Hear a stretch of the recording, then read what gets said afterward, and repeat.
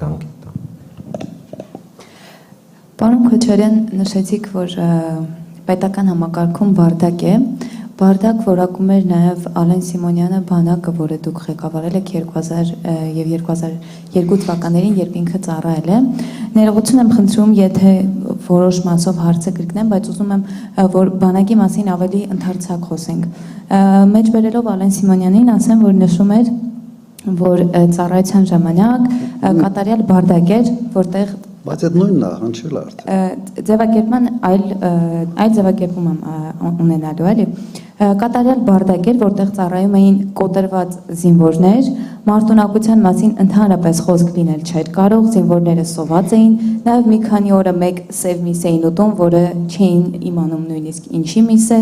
3-4 ամիսը մեկ զորամասերում համաճարակ էր, սպաները զինվորներին նվաստացրել են, ստորացրել են, ձեր մարտունակ բանակում խմելու ջուր չկար, խմում էին արտեզյան ջրեր։ Հարց է տալիս Ալեն Սիմոնյանը, պարոն Քոչարյան, արդյոք սա չի տարածաշրջանի ամենամարտունակ ու հաղթանակ բանակը թուլացնելն ու ներողություն մասնատելը։ Ձեր նախագահության եւ Սերժ Սարգսյանի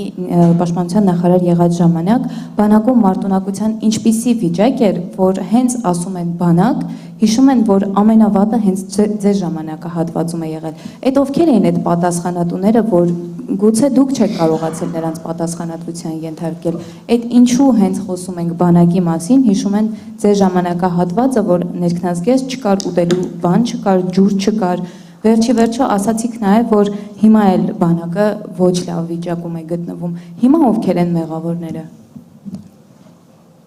Նայեք, դուք Ալեն Սիմոնյանի ասածն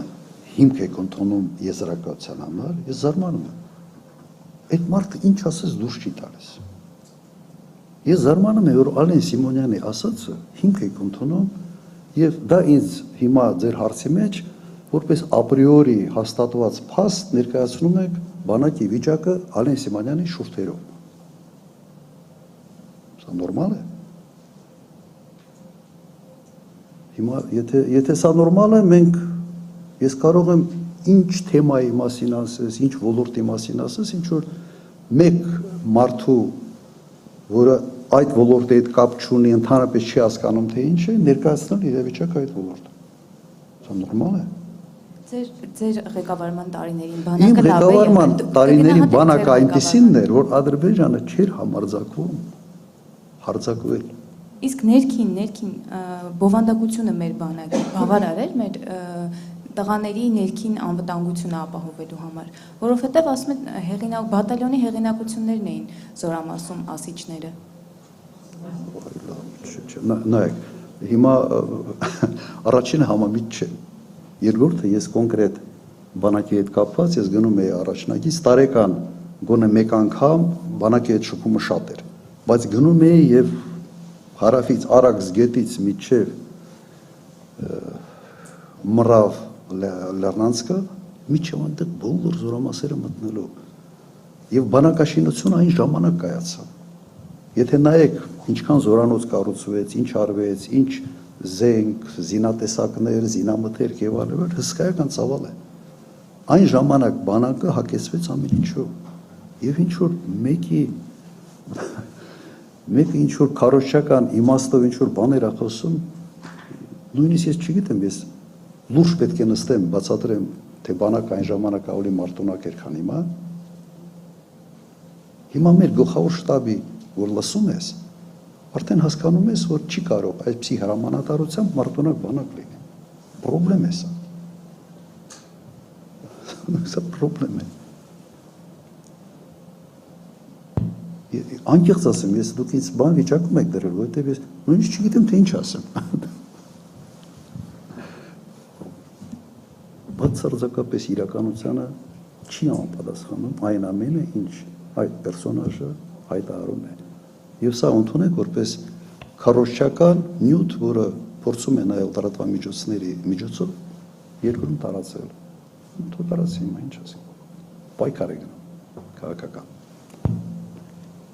Հայերկու հետո Երևան Today ու կանցնենք էլի այդ։ Պարոն նախագահ, մի րոպե, մի բան էլ հնչել է, որ ինչ որ իբրև D30 տեսակի հրետանի ինչ գործարանային արտադրության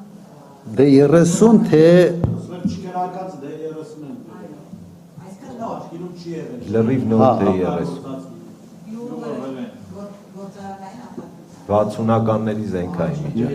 դե 30 ու 122 միլիտրանոց հաուբիցա շատ լավ արդյունավետ հա Իմիջիալոց ես որ նայում եմ հետևում եմ ուկրաինական այդ պատերազմին բոլոր այն զենքատեսակներն է եւ մեր մոտ եղածը շատ ավելի թարմ էր քան այն ինչ որ տեսնում եմ այնտեղ եւ այդ զինատեսակներով տեսնում եք ինչ են անում լավ ես կներեք ով էր Պարոն